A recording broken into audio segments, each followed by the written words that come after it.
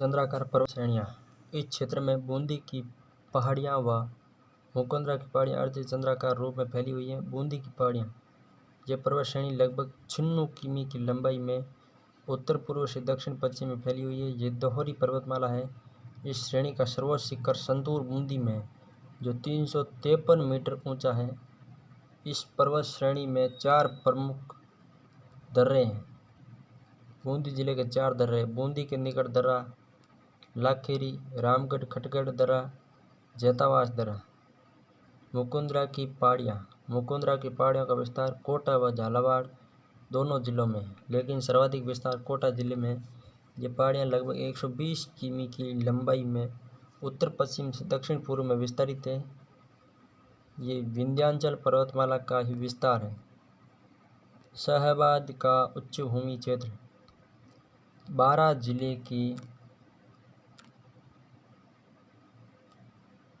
पूर्वी भाग में शाहबाद के आसपास का उच्च क्षेत्र है, जो समुद्र तल से लगभग 300 मीटर की ऊंचाई पर है।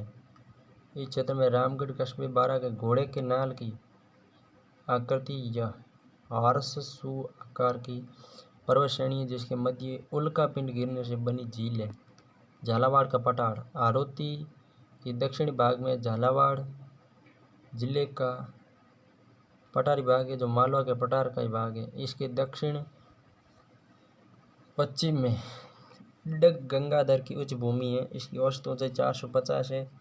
इसमें छोटी छोटी पहाड़ियाँ भी मौजूद है। दक्कन का पठार। संस्कृत के दक्षिण से डेक्कन अंग्रेजी हो गया है, फिर दक्कन हो गया। इसे विशाल प्रायद्वीपीय पठार भी कहा जाता है। दक्षिणी भारत का मुख्य भूभाग इसी पठार पर ही स्थित है। यह पठार त्रिभुजाकार है। दक्कन का पठार। इसकी उत्तरी सीमा सतपुड़ा और विंध्याचल पर्वत द्वारा निर्धारित होती है। राजस्थान के प्रमुख पठार। उड़िया का पठार सिरोही में 1360 मीटर ऊंचा है। यह राजस्थान का सबसे ऊंचा पठार है, जो आबू पर्वत पर गुरु शिखर के नीचे है। भोराट का पठार। कुंभलगढ़ राजसमंद से गोगुंदा उदयपुर के बीच है। 1225 मीटर ऊंचा है। दूसरा ऊंचा पठार है। महाराणा प्रताप के कर्मस्थली रहा है। भोराट के पठार की सबसे ऊंची चोटी जरगा है, जो 1431 मीटर है। आबू का पठार। सिरोही में 1200 मीटर, राजस्थान का तीसरा सबसे ऊंचा पठार। इस पर राजस्थान की सबसे ऊंचा बसा शहर माउंट आबू है। आबू के पठार पर माउंट आबू बसा हुआ है, जो राजस्थान का एकमात्र पर्वतीय पर्यटन स्थल है। राजस्थान का एकमात्र पर्वतीय पर्यटन स्थल माउंट आबू है। राजस्थान का दूसरा सर्वाधिक ऊंचा बसा नगर प्रतापगढ़ है। मैसा का पठार चित्तौड़गढ़ में। लसाड़िया का पठार सलूम्बर जयसमंद झील के पूर्वी भाग में फैला कटापटा पठार है। ऊपरमाल का पठार भैंसोड़गढ़ चित्तौड़गढ़ से बिजोलिया भीलवाड़ा तक का पठार है। भौमट क्षेत्र या भौमट पठार वो समान है। उदयपुर सलूम्बर, उत्तरी डूंगरपुर, पूर्वी सिरोही। मानदेसर का पठार चित्तौड़ और भैंसोड़गढ़ के मध्य है। भैंसोड़गढ़ वैसे चित्तौड़ में ही है, और चित्तौड़ और भैंसोड़गढ़ के मध्य मानदेसर का पठार है। धीराजी का पठार चित्तौड़ में। मानादेसर चित्तौड़, धीराजी का पठार चित्तौड़। क्रांसका का पठार या कांगनवाड़ी का पठार अलवर में सरिस्का अभयारण्य में। क्रांसका या कांगनवाड़ी का पठार। राष्ट्रीय भूवैज्ञानिक स्थल राजस्थान में जियो heritage site. Akkalkot fossil park Jaisalmer में 1972 में। झामरकोटला स्ट्रोमेटोलाइट फॉसिल पार्क उदयपुर में 1974 में। भोजुंदा स्ट्रोमलाइट पार्क चित्तौड़ में 1974 में। मतलब लगभग कुछ गड़बड़ी है, मतलब अधिकतर संख्याएं समान है। ठीक है, भोजुंदा हो गया। किशनगढ़ नेफेलाइन अजमेर में 1974 में। जोधपुर वेल्डेड टप जोधपुर में 1974 में। Jodhpur group Malani igneous Swiss contact Jodhpur में 1974 में। Great boundary fault santoor Bundi में 1974 में। सेंदड़ा ग्रेनाइट ब्यावर में 1977 में। कोलोमेराट ब्यावर में 1977 में, राजापुरा दरीबा खनिज क्षेत्र कोसान राजसमंद 1977 में। यानी 3 तारीखें हैं। 72 में तो ओनली एक ही आकलवुड फोंसिल परवार, और इन निचले 3 को छोड़ता तो सभी 76 में आ जाते हैं। सेंदड़ा, बर और राजापुरा दरीबा के अलावा सभी 76 में। यह कौन है? राजस्थान में जियो टूरिज्म साइट, वो तो जियो हेरिटेज साइट है, ये जियो टूरिज्म साइट है। जामर प्राचीन खनन स्थल सलूम्बर में 2016 में। रामगढ़ मेन्योराइट इम्पैक्ट क्रेटर 12 में। थार मरुस्थल जैसलमेर में। राजस्थान की उच्चावचीय संरचना में विभिन्नता। उच्च शिखर 900 मीटर 1%, पर्वत श्रृंखला 600 से 900 मीटर 6%, उच्च भूमि पठारी क्षेत्र 300 से 600 मीटर 31%, मैदानी क्षेत्र 150 से 300 मीटर 11%, निम्न भूमि 150 मीटर से कम 11%। यानी सर्वाधिक क्षेत्र किसका है? मैदानों का। उसके बाद में उच्च भूमि यानी पठारों का दूसरा स्थान आता है। तीसरे स्थान पर निम्न भूमियाँ और फिर पर्वत श्रृंखलाएँ, और सबसे कम में उच्च शिखर है। जैसलमेर के जेटरई क्षेत्र में सबसे प्राचीन शाकाहारी डायनासोर थारोसोरस की नई प्रजाति के अवशेष मिले हैं, जो 167 मिलियन वर्ष पुराना है। IIT रुड़की और GSI ने शाकाहारी डायक्रेसोराइड सोरोपोडस डायनासोर के सबसे पुराने जीवाश्म अवशेष की खोज की है। इसे थारोसोरस इंडिकस नाम दिया गया है। सबसे पुराना शाकाहारी डायनासोर, जिसे थारोसोरस इंडिकस नाम दिया गया है।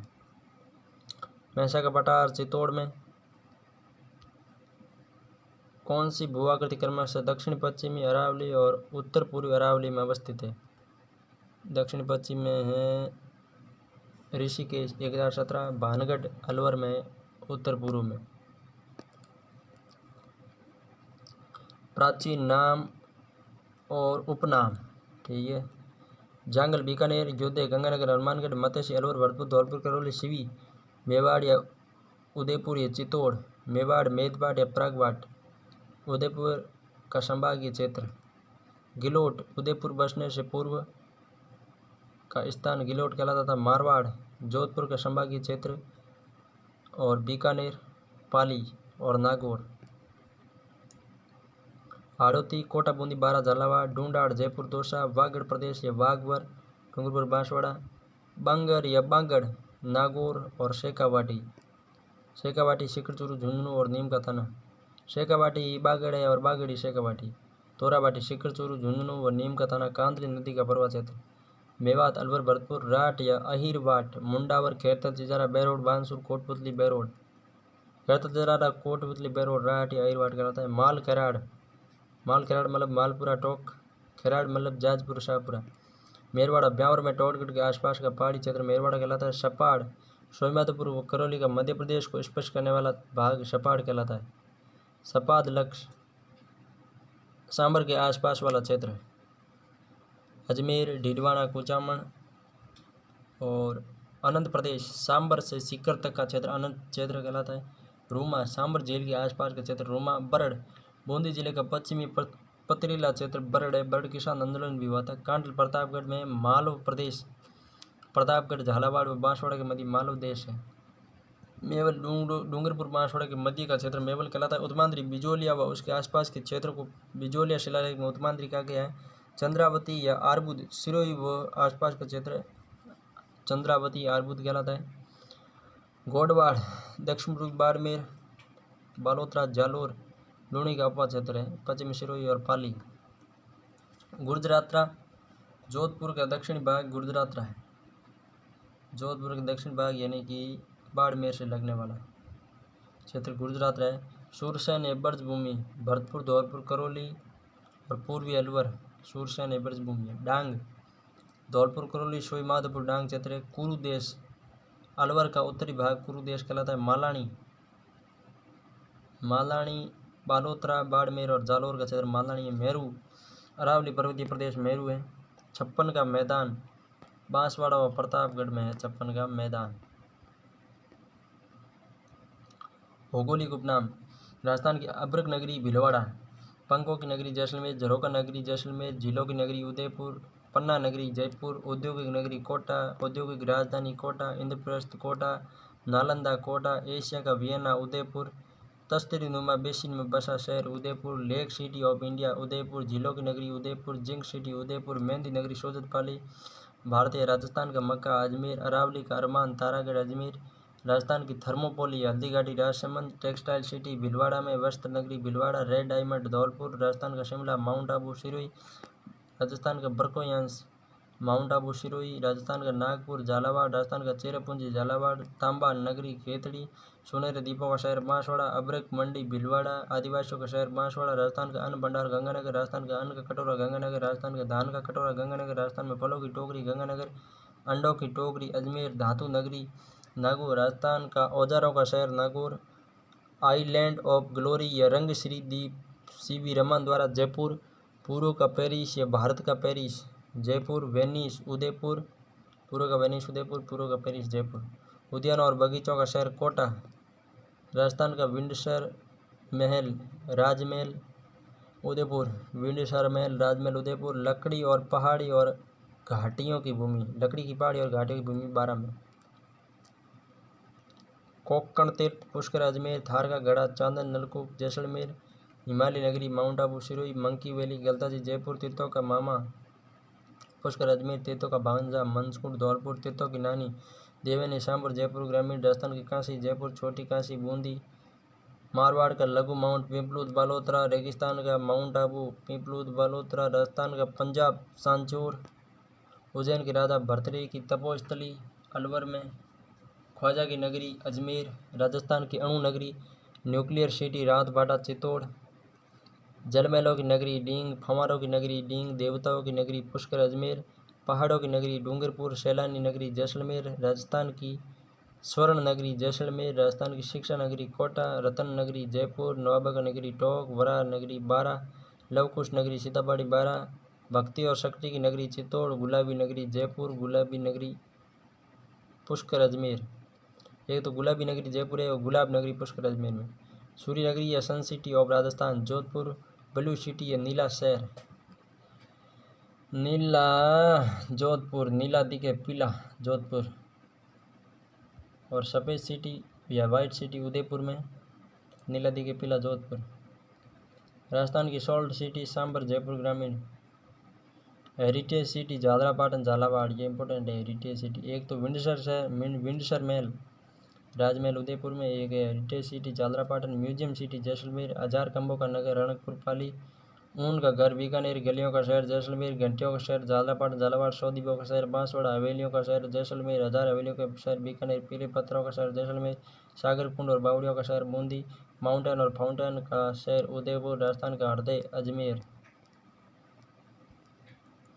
राजस्थान का गौरव चित्तौड़ बाजरा और खेजड़ी, राजस्थान का प्रवेश द्वार भरतपुर, सिंह द्वार अलवर, पूर्वी प्रवेश द्वार धौलपुर, मरुस्थल का प्रवेश द्वार जोधपुर, कश्मीर उदयपुर, पूर्वी राजस्थान का कश्मीर अलवर, रेगिस्तान का गुलाब जैसलमेर, राजपूताना की कुंजी अजमेर, राजस्थान का खजुराहो किराड़ू बाड़मेर, राजस्थान का मिनी खजुराहो बंडदेवरा बारा, हाड़ौती का खजुराहो बंडदेवरा बारा, मेवाड़ का खजुराहो जगत सलूम्बर, ग्रेनाइट और गौरव नगरी जालोर, राजस्थान का कानपुर कोटा, राजस्थान का राजकोट लूणकरणसर बीकानेर, राजस्थान का स्कॉटलैंड अलवर, राजस्थान का नंदनकानन सिलीशेड अलवर, राजस्थान का आधुनिक विकास तीर्थ सूरतगढ़ गंगानगर, राजस्थान का हरिद्वार मातृकुंडिया चित्तौड़, राजस्थान का अंडमान जैसलमेर, राजस्थान का नाका अजमेर, राजस्थान का मैनचेस्टर भीलवाड़ा, राजस्थान का नवीन मैनचेस्टर भिवाड़ी खेरतल तिजारा, राजस्थान का जिब्राल्टर तारागढ़ अजमेर, राजस्थान का ताजमहल जसवंतड़ा जोधपुर, कांटल का ताजमहल काकाजी का दरगाह प्रतापगढ़, हाड़ौती का ताजमहल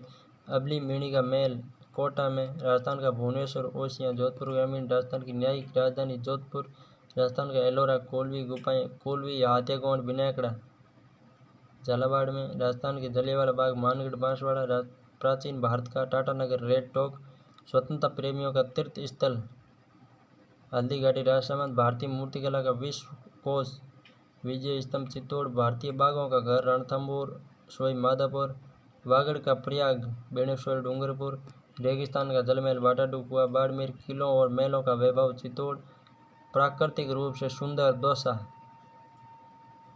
प्राकृतिक रूप से सुंदर दौसा, लकड़ी की पहाड़ी 12 में, लाल पत्थर की भूमि धौलपुर,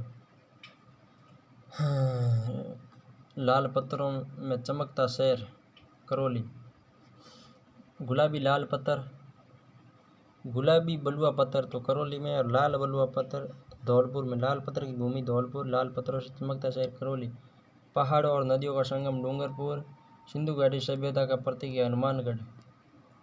भौगोलिक उपनाम: ऐतिहासिक नगरी झालावाड़, पारंपरिक और आधुनिक वैभव का अभूतपूर्व संगम जोधपुर, चंबल भूमि कोटा में, अधिकतर लोगों का पसंदीदा गंतव्य माउंट आबू, शाही राज्य का व्यापार केंद्र पाली, उत्सव और आस्था की नगरी पुष्कर, रणथंभौर के लिए प्रवेश द्वार सवाईमाधोपुर, राजस्थान संगमरमर भूमि राजसमंद, पुरानी हवेली और मस्जिदों के लिए प्रसिद्ध टोंक, राजपूतों का शहर अलवर, मत्स्य नगरी अलवर,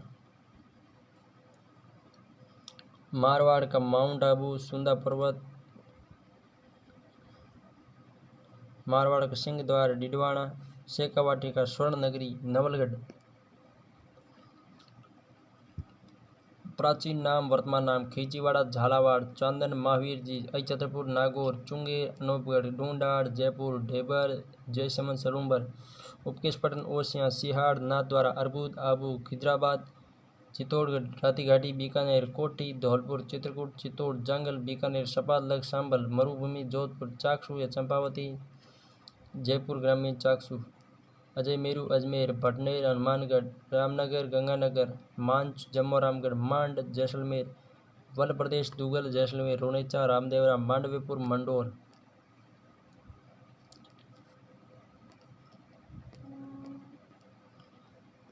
प्रमुख स्थानों के प्राचीन नाम: जावालीपुर, जालोर, सत्यपुर, सांचौर, भीलमाल या श्रीमाल, भीनमाल, शिवपुरी, सिरोही, दीर्घवती, डींग, तीर्थराज, पुष्कर, अजमेर, विराटनगर, बैराट, कोतपल्ली, बेरोर, गोपाल पार्क, करौली, भद्रावती, भंडारे, दौसा, श्रीपंत या सोनीपुर, बयाना, आलोर या सालोपुर, अलवर में, वृंदावती, बूंदी में, जलालाबाद, जालोर में, योगिनीपट्टनम, जावर, सलूम्बर में, ब्रजनगर, झालरापाटन, झालावाड़, मध्यमिका नगरी, चित्तौड़, शरणवाई नगर, सिरोही, आश्रमपट्टनम, केशवराय पाटन, देवलिया, प्रतापगढ़ में, भादानक, बयाना में, किरातकूप, किड़ारू में, विज्यावली, विजोलिया, आघाटपुर, अगटपुर, आहड़ में, आबा नगरी, डिडवाना, रैणी या ऋणी, तारानगर चूरू में, रैणी या ऋणी, देवगिरी या देवनगरी, दौसा में, धवलपुरी, धौलपुर, फलवृद्धि का फड़ौदी, पश्चिमी राजस्थान की कांसी, फड़ौदी, वर्धनपुर, बदनौर, कंकावती, कैकड़ी, पिंडर वाटक, पिंडवाड़ा, देवकुल पाटक, देलवाड़ा, नाथद्वारा, सियाड़ और डांग के अंतर्गत धौलपुर आता है। राजस्थान में जल संरक्षण: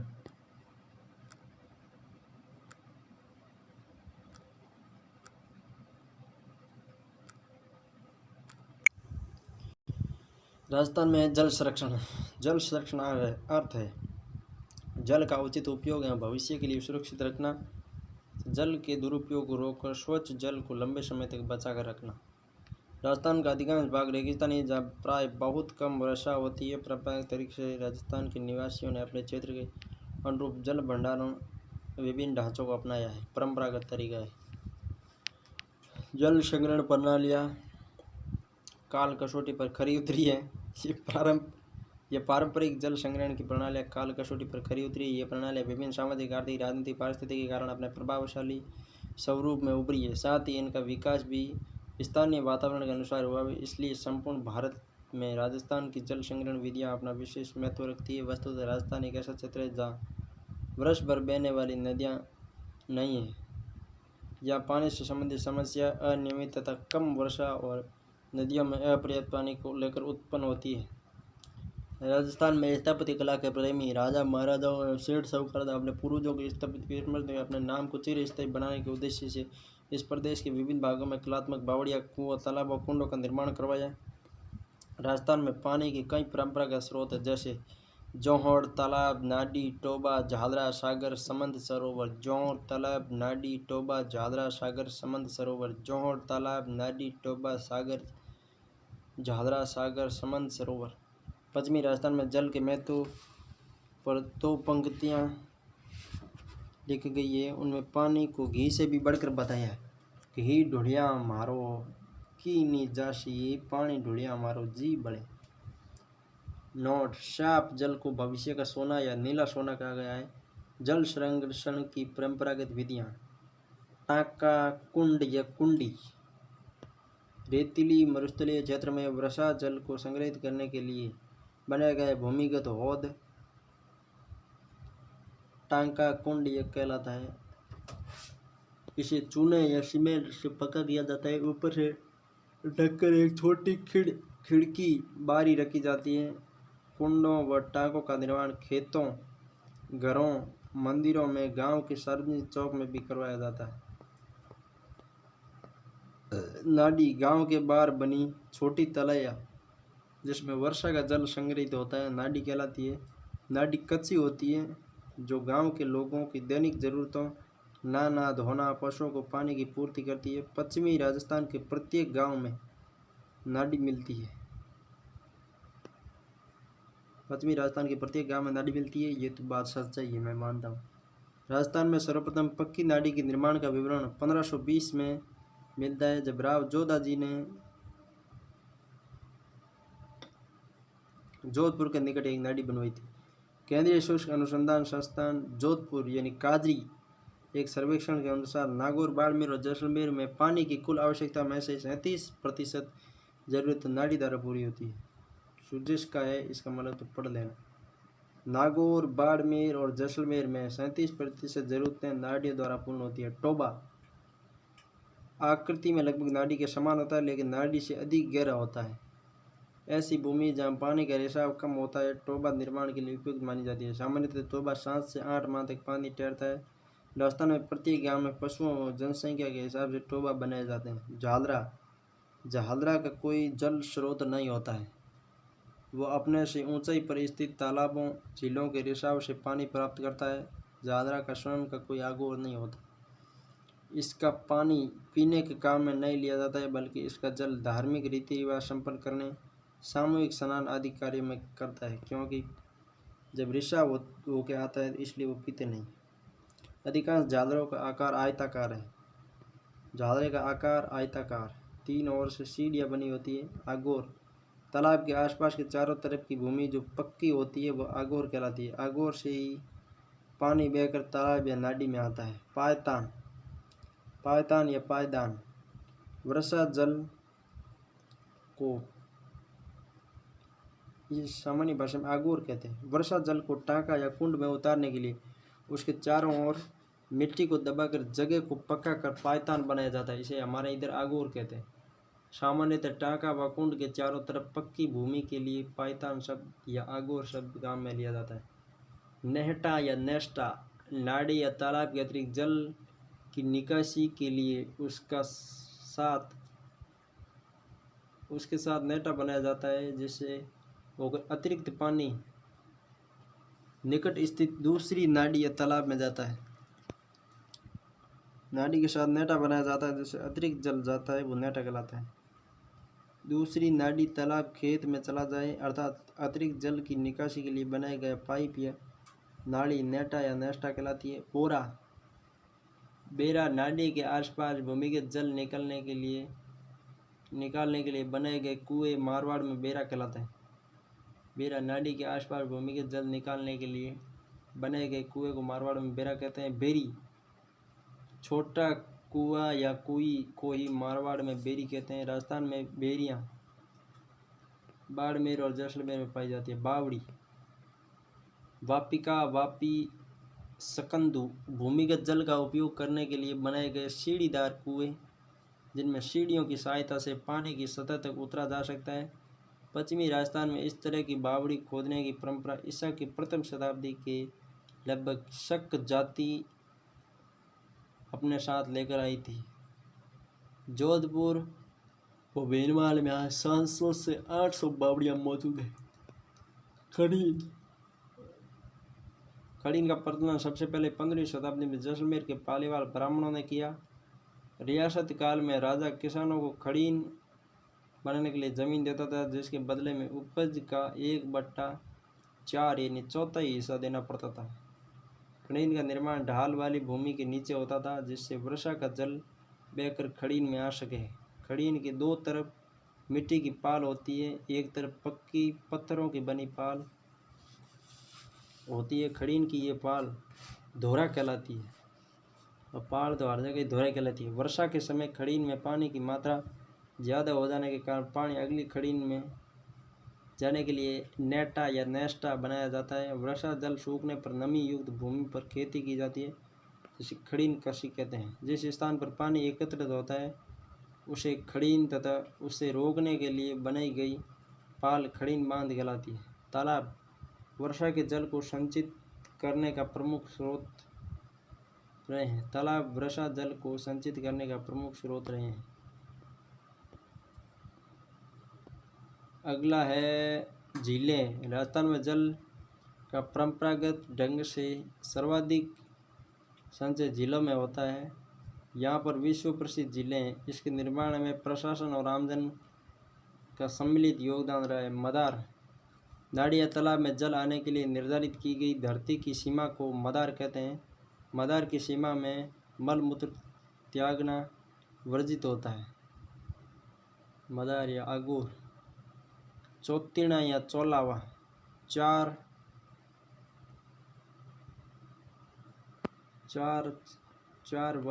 वैश्यों द्वारा चार चड़सों द्वारा चारों दिशाओं से एक साथ पानी खींचने पर भी पानी न टूटने वाले कुएं को चौतीना या चौलावा कहते हैं। बीकानेर का चौतीना कुआं प्रसिद्ध है। चार चड़सों से चारों ओर से पानी खींचते रहते हैं और पानी खत्म ही नहीं होता है, उसे चौतीना का कुआं कहते हैं। परस या हाथ। सामान्यतः ऐसा होता है कुएं में कि 1, 2 या 10 चड़स निकाल देंगे तो उसमें पानी भी अगले दिन ही मिलेगा, बाद में नहीं मिलेगा। कि चौतीना का कुआं होता है जब पानी ख़त्म ही नहीं होता है। 4 चड़स एक साथ भले चलती रहो दिन रात, पानी आता ही रहता है। परस या हाथ। कुएं के पानी की गहराई हाथ तो परस से नापी जाती है। कुआं बनाने वाले कारीगर चेजारा कहलाते हैं। लाव चड़स खींचने की मोटी रस्सी जो षण या सूत की बनी होती है उसे लाव कहते हैं। पालर पानी नाडी या टाँके में जमा वर्षा का शुद्ध जल पालर पानी कहलाता है। रूट टॉप यानी टाँके में उतारना। वाटर हार्वेस्टिंग यानी भूमिगत करना। रूट टॉप यानी टाँके में या कुएं में उतारना। वर्षा जल की संग्रहण की विधि कम वर्षा वाले क्षेत्रों में बहुत उपयोगी। इसमें वर्षा के जल को भवन की छत से पाइप के द्वारा नीचे जल के टंकी और हौज में एकत्रित कर लिया जाता है। भूजल के अत्यधिक दोहन से उत्पन्न गंभीर संकट का मुकाबला करने के लिए देश के कई भागों में वर्षा के पानी की संग्रहण की योजनाएं तैयार की गई है। वस्तुतः छत से वर्षा जल संग्रहण तकनीकी गुजरते भूजल को बढ़ाने का कारगर कदम है। वाटर हार्वेस्टिंग भूमिगत करना और रूट टॉप यानी टाँके में उतारना। भूमिगत जल वर्षा का जल जब भूमि के अंदर प्रवेश कर नीचे की कठोर चट्टानों के ऊपर एकत्रित हो जाता है तो उसे भूमिगत जल कहते हैं। यही भूमिगत जल कुओं एवं नलकूपों में एकत्रित होता है, जिसे हम मशीनों या अन्य साधनों द्वारा पुनः धरातल पर लाकर सिंचाई एवं दैनिक उपयोग में लाते हैं। वर्तमान में विश्व में भूमिगत जल में लगातार कमी आ रही है, जिसका कारण वर्षा का कम होना है। अधिक सिंचाई उद्योगों में जल की बढ़ती मांग एवं जनसंख्या वृद्धि के कारण जल अत्यधिक दोहन होता है। राजस्थान सरकार जल संरक्षण को बढ़ावा देने के लिए किसानों को डिग्गी, फॉरम पौंड व जल हौज के निर्माण पर अनुदान देती है। यह तो सही है। डिग्गी, फॉरम पौंड और जल हौज के निर्माण के लिए अनुदान देती है। जल प्रदूषण प्रकृति द्वारा प्रदत्त शुद्ध जल में यदि कुछ अवांछित तत्व मिल जाते हैं तो वह जल पीने व मानवीय उपयोग के लिए अनुपयुक्त हो जाता है, उसे जल प्रदूषण कहते हैं। जल प्रदूषण के उपाय। जल प्रदूषण के कारण घरेलू अपशिष्ट पदार्थों को जल में डालना, जैसे जल प्रदूषित होता है। कृषि में रसायन उर्वरक और कीटनाशक दवाइयों का प्रयोग करना, ये भी जल प्रदूषण का कारण है। कल कारखाना एवं उद्योगों से निकलने वाले ठोस अपशिष्ट पदार्थों तथा रासायनिक तत्वों को जल में डालना, जलाशयों के निकट कपड़े धोना, पशुओं को नहलाना, खुले में शौच जाना, महासागरों में जहाजों से तेल का रिसाव होना भी जल प्रदूषण के कारण है। रोकने के उपाय: जल प्रदूषण फैलाने वाली औद्योगिक इकाइयों एवं नागरिकों के प्रति सख्त कानून बनाना, शहरों की सीवरेज के जल को जलाशय में मिलने से पहले साफ करके पुनः उपयोग योग्य बनाया जाए। शहरों के सीवरेज के जल को जलाशय में मिलने से पहले साफ करके पुनः उपयोग हेतु बनाया जाए। ठोस शहरी कचरे का निस्तारण जल स्रोतों में न करके अन्यत्र बंजर या अनुपयोगी भूमि में किया जाए। भूजल प्रबंधन प्राधिकरण राज्य में भूजल के समुचित उपयोग एवं राज्य की औद्योगिक इकाइयों की सुविधा हेतु गठन किया जाएगा। बजट घोषणा 2022 में भूजल संरक्षण प्रबंधन बोर्ड। अमृतम जलम अभियान राजस्थान पत्रिका समाचार पत्र द्वारा जल संरक्षण का संदेश देने व प्राचीन जल स्रोतों के संरक्षण के प्रति जागरूकता फैलाने के उद्देश्य से प्रतिवर्ष यह अभियान चलाया जाता है। अमृतम जलम राजस्थान पत्रिका जल संरक्षण की परंपरागत विधि नहीं है, नाली नहीं है। नाडी टोबा और जोड़ तो है कि नाली नहीं है। जैसलमेर जिले के पारमी ब्राह्मणों द्वारा शुरू की गई संरक्षण तकनीक है। परंपरागत जल संरक्षण तकनीक है खड़ीन। राजस्थान के थार मनुष्य की परंपरागत जल संरक्षण तकनीक है खड़ीन।